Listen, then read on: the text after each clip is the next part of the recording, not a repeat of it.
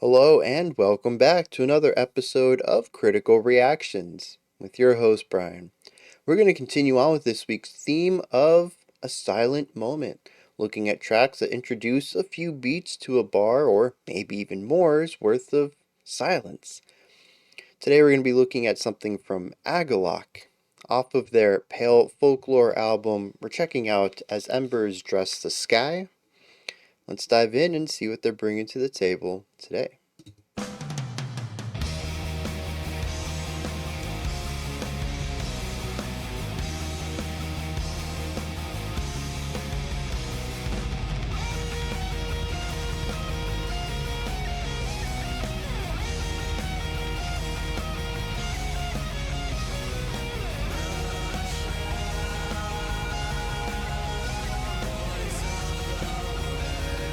Nice triplet feel with the snare giving us the 4/4 in the backgrounds.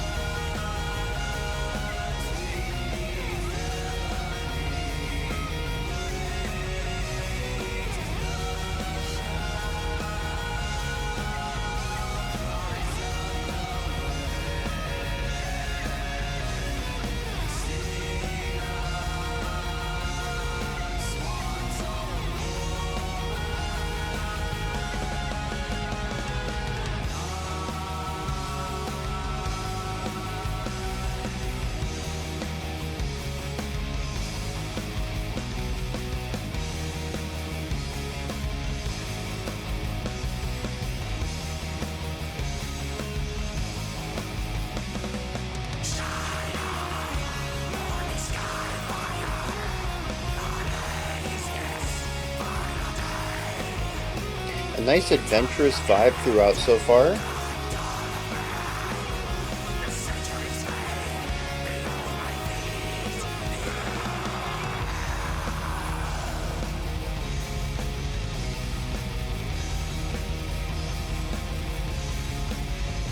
Even this section, I feel, has a little bit of weight to it in darkness, but the final section gives it this levity right here.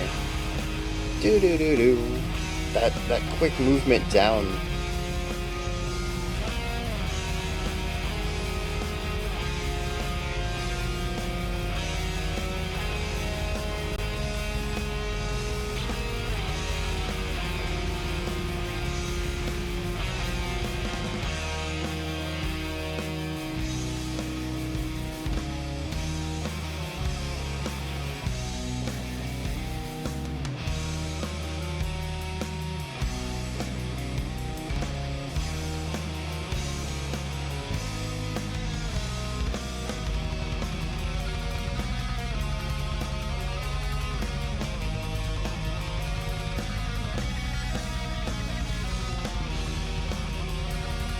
Yeah, really nice dual guitar line right there.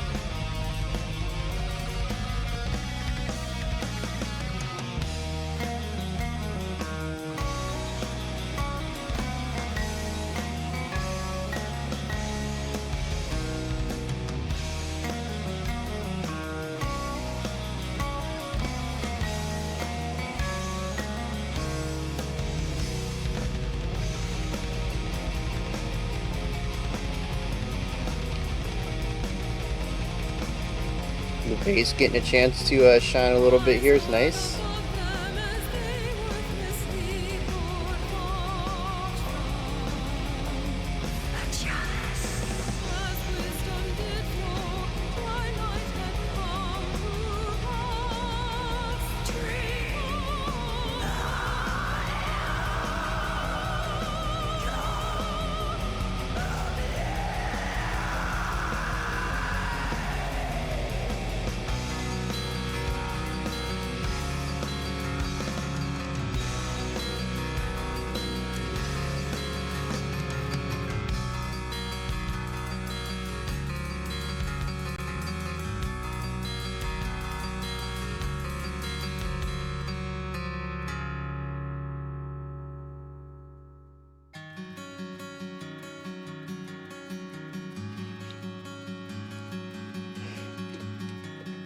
For a quick moment, actually this half of it, not this half,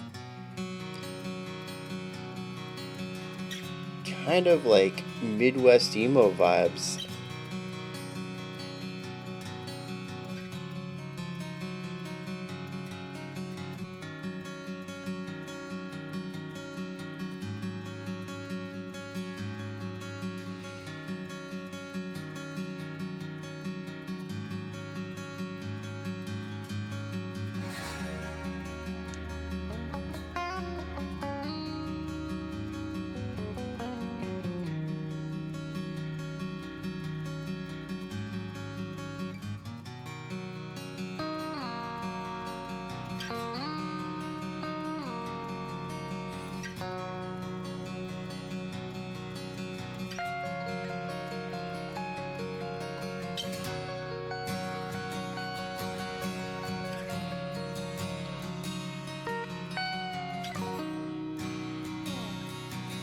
The bends are really nice.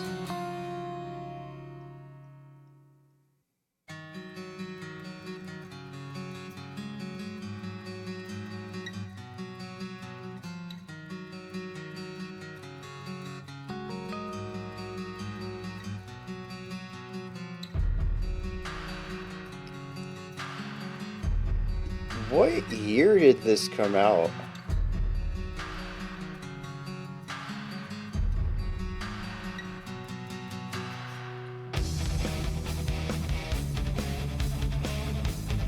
Using the same chord progression as we were previously in, but a more metallic riff.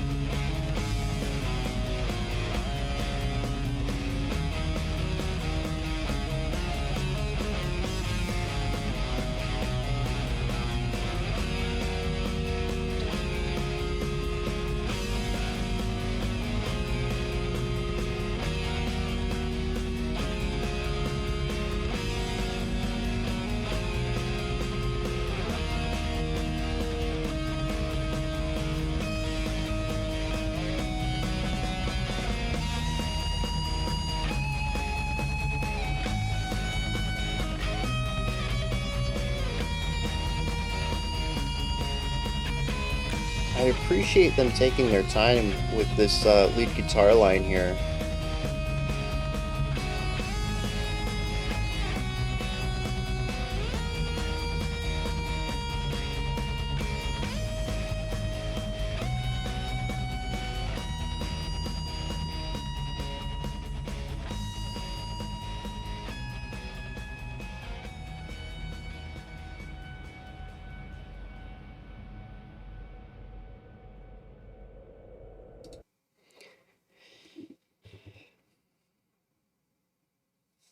I do kind of want to focus a little bit on that guitar solo because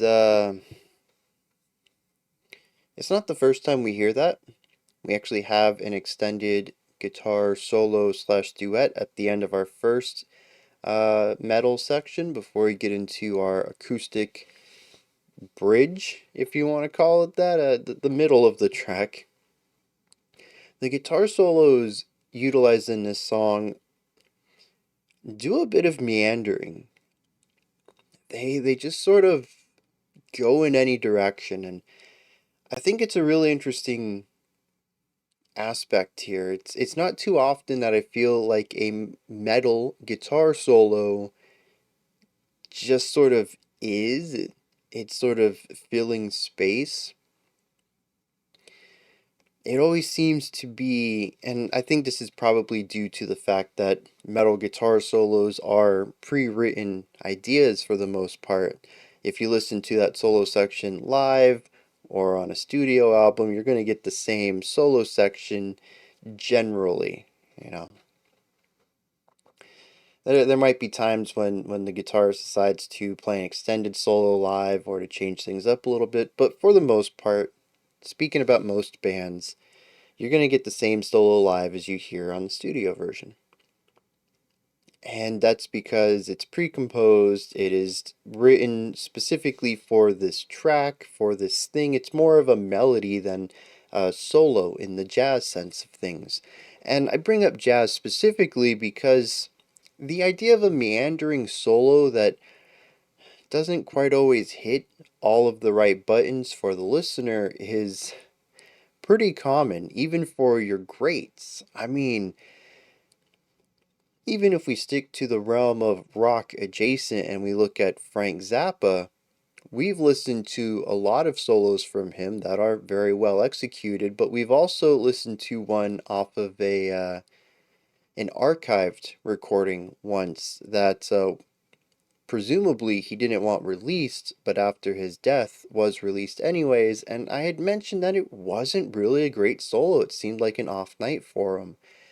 And it's just not something that we see too often in the world of rock and metal. It's a very curated idea of the solo. But in the world of jazz, it's not. Every night you have to compose on the fly, sometimes multiple solos in a single gig. Not everything you create is going to be jaw-dropping. Sometimes you're just filling in space. You don't really have much to say this particular moment, maybe this particular evening, and you may even make a couple gestures to the group. Hey, I don't want any solo sections tonight. um, I'm just feeling off. But it's just sort of an aspect about improvisation that by sheer mathematics and statistics, not everything performed is going to be fantastic. Some of it's going to be just fine. It serves its purpose. It doesn't detract at all from the song overall, but it might not have been the best thing you ever heard. And that's sort of where these two solos sit for me. They're not technically impressive, but they're also not really melodically impressive. I don't feel like they tell a story. I don't feel like they really push the narrative of the track in any direction. They sort of just fill space at times. Some moments are certainly better than others, and there are some sections of the solos that I'm like, yeah, that was phenomenal. I really enjoyed that section, but it can form into another idea that sort of like they're at the end, just kind of holding out whole notes. It's just kind of another tone and a melody over the foundation. I don't know that it's adding anything, but it's not detracting either. It's just sort of there, but it's in the spotlight, which makes it feel a little awkward. If this is something that had been pushed to the boundaries, that we do this all the time in symphonic metal. You just tell your violins to play whole notes and push them to the outsides of the band, and now you have a symphonic metal song. But because it was given the spotlight, because it's the main thing going on here, that's what makes it feel a little awkward. But again, there's nothing negative to it, and I just kind of wanted to shine a light here, not to specifically point out any songwriting um, negatives, anything like that. Just it's something we don't hear too often in metal. The solo is a highly curated concept. You're either showing off as a guitarist or you're pushing the song forward. And in fact, I don't think I've really ever brought up a solo in a metal track and said that was just bad. If you can write a good melody line, which riffs are sort of melody lines, they're hooks in a way. A lot of people listen to metal for the riffage, so if you can write one of those, you can write a solo too. You just don't repeat it. And most bands who play metal can write riffs. It's like the baseline entry into the world of metal. You got to be able to write a riff on guitar. So like it's just not a topic that comes up very often. I think that Frank Zappa live track we listened to a while back, and I wish I could remember what it was. I honestly have no idea. I just remember kind of critiquing one of his solos once. I think that's the only time it's ever come up, and I was like, that just, it was an okay solo. Um, and I just wanted to take the opportunity here to kind of talk about that a little bit. Now, this song's kind of split up into two modes. We have our metallic mode and the acoustic middle section. The metallic mode is fine, nice galloping riffs throughout a lot of it. Our ending riff is dun da da dun da da dun da da dun da da dun. Just a nice gallop going on with it. In the first section, we had a really nice triplet in 4/4 concept that was present for like the first 5 of the first 8 minutes of the track. Just a very prevalent idea throughout all that. Drums, just nice sitting in the pocket, nothing too extravagant, a couple of nice fills here and there. And the bass is doing what the guitars are doing to kind of get stuffed under that a little bit. The vocals are nice and varied throughout all of this, having black metal harshes, having some cleans, harmonizing the cleans. We had the female voices there, voice in the middle of the track. I suppose it doesn't relate too much to the metallic section, but still, vocal variety. Um, and just a very adventurous feel, at least for the first half. The second time you get into the metallic section, I feel it's a bit more overbearing. There's a weight on the shoulders that wasn't really present earlier. There was a darkness looming, but it wasn't quite here yet, and something happens in the acoustic section, and that darkness becomes present in our final metallic section. I feel like this is their bread and butter. We listened to Agalloch before. I kind of have a black metal sound tied to them in my mind. And so most of this just feels normal. It's what I expect from the band.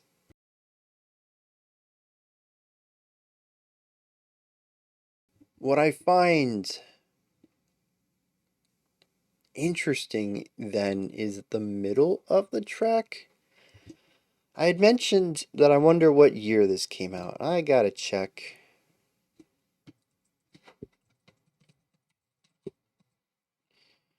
real quick. Because here's the thing, they mash up so many sounds. We have this very epic, large drum sound that we would hear in modern soundtrack music and even a little bit in modern electronic. We have sort of a pop punk ballad meets Midwest emo thing going on. Um, what else? Then the black metal stuff, that's like the bread and butter. There's a death element in here as well sometimes. It's sort of a conglomeration of a lot of sounds. It's genre mishmash, which certainly existed prior to the 2020s, but is such a staple of modern music, is just mashing genres up, that I tend to relate it to a modern sound. And this album came out in 99, which is kind of blowing my mind.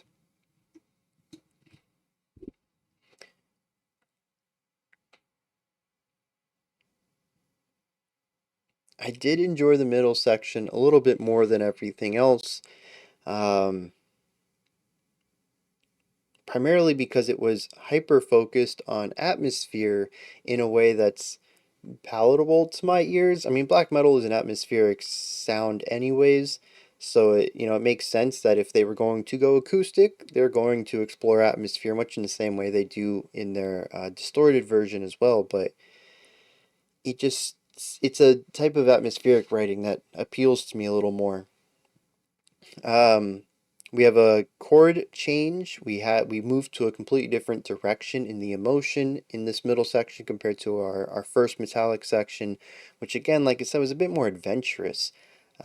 Danger loomed on the horizon. It was almost like a quest, right? There's adventure. There's an antagonist that we need to stop, and we're rushing in to avert the end times. Whatever the world ending event might be that we need to stop. And then we get this moment, and it sort of sombers things up. And I really like the use of half a bar or so of silence. We had a fade out of our first metallic section into a little bit of silence, and then moving into the acoustic guitars coming in. We had the same thing leaving this section. Couple of beats of silence, and I think it's interesting to segment these sections that way rather than move directly into them. The silence could mean a lot of things. I'll be looking forward to the lyrics to see if there's any sort of time skips in there or catastrophic events, anything that would drastically alter where we are at, storyline wise, or some big change. Because obviously the emotion changes. Something happens between, yeah, we're on this adventure. We're going to go stop the evil in the world to, ah, well, that kind of sucked. Just really somber, introspective moment here.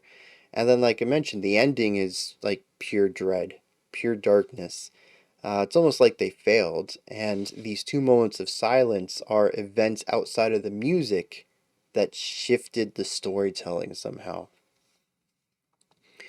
So it's a nice little palate cleanser and a way to sort of ex- let the listener know that there's change, if that makes sense. Anyways, like I said, it's somber here. We got like this Midwest vibe. Uh, the dual guitars. Eventually, we bring in a third guitar. We get a nice solo over there.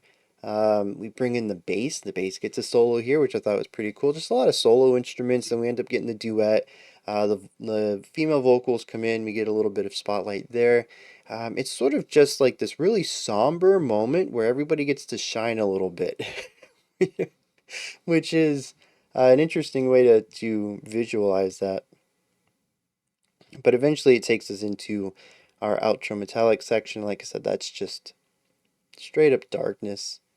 It is not heavier than the opening metallic section, but harmonically, chord wise, we're exploring less positive aspects. And then it sort of just ends on this guitar solo. Like I said, it sort of just meanders there. It feels like at times it begins to get going and it wants to move towards some stronger storytelling, but it just doesn't have the energy. And after a couple of false starts, it seems like just, okay, I'll just play whole notes. We're just going to fill some space and end the track now. And then it ends in a fade out too with the guitar solo. So, yeah, I mean, there's danger on the horizon in the beginning, as I mentioned. But it's a high point, right? It's our first act. There's going to be tension, there's going to be roughness, but everybody's still sort of happy go lucky. They haven't really met their hardships yet. But the song is just downhill from there. And it ends, sonically at least, on a pretty low note. I'm going to take a moment to hit the lyrics here, and then we'll wrap this up. Pretty straightforward track. It does have some really nice vocabulary at times, but for the most part, if I had just remembered the title, I think everything would have clicked. As embers dress the sky, it's about a fire that blazes so high and burns so far. The embers of it, of course, dance throughout the sky. It speaks about a fire that just consumes everything. Verse 1 says that the shallow cries of the wind shall sing a swan song for mankind. Humanity is done for. This is their final moments. Verse 2 shine on, morning sky fire, ablaze this final day, the autumnal end, the dawn of man, the centuries fade below my feet. That is what the song is about. There's a fire that's sweeping through and just decimating everything. Verse 3, though, speaks about a little bit more of our narrator here. It says, I soared above them as they worthlessly poured thought from a chalice. As wisdom would flow, twilight would come to pass. Drink, O hallowed cup of life.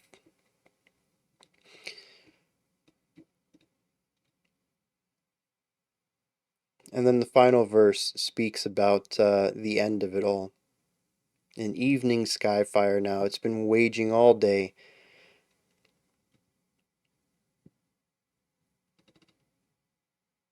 And it has burned up so many people. Approaching the end of mankind. That's what the song's about. I'm not too sure where I get the, I mean, musically, yeah, I still think our first section is a bit more adventurous, but lyrically, not so much. The danger is here from the beginning. The end of the track, though, I suppose maybe the beginning instead of adventure could be read as immediacy, panic, maybe. But also specifically from the perspective of our narrator, there's probably a calm there. It's still the beginning of the end. We haven't quite reached the final moments of mankind yet, and so there is a little bit of a calm there and maybe an anticipation for the ending of these flames, as it seems that our narrator is benefiting from them, possibly not a target of the flames, which is a weird phrase, but they soar above the flames, which sort of makes them impervious to them, and they seem to relish in the fact, or at least are neutral to the death of mankind. It's possible that they created the flames as well. So maybe that's what I was reading into it. The music not so much aligning with this catastrophic event, but with the narrator's feelings regarding it. All right. Those are my thoughts on Agalloch's As Embers Dress the Sky. Let me know what you thought of this one. Hit me up in the comments with your opinions, perspectives, and any other thoughts you have about it. Above the comment section in the description box is a link for a Linktree. It'll take you here. You can find links to my music, ways to support the channel, a link to the Discord server, and so much more. Above that, if you could, like, subscribe, and ring the bell. I greatly appreciate all three of those. We do have a special selection coming up next. Otherwise, I'll be back tomorrow, 5 p.m. Eastern Standard Time, 9 p.m. UTC, as usual. Until next time, remember to be critical, not cynical, of the music you listen to, and have a fantastic morning, afternoon, or evening, whenever you choose to watch my videos.